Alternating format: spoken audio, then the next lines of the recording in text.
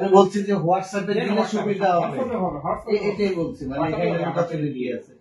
রাজশাহীতে বরেন্দ্র বহুমুখী উন্নয়ন কর্তৃপক্ষ বিএমডিএর সেচ প্রকল্পে অনিয়মের অভিযোগে অভিযান চালিয়েছে দুর্নীতি দমন কমিশন।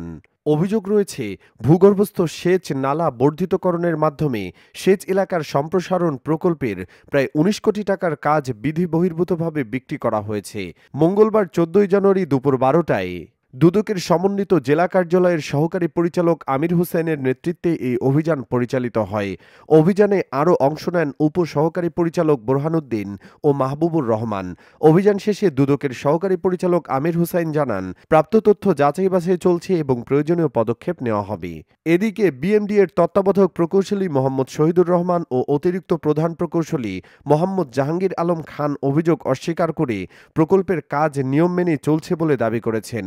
তদন্ত প্রক্রিয়া চলমান রয়েছে এবং এ বিষয়ে পরবর্তীতে সিদ্ধান্ত নেবে দুদক। রাজশাহীর মতিহার প্রতিনিধি মাহমুদের পাঠানো ফুটেজে নিউজ ডেস্ক, নিরালা টিভি।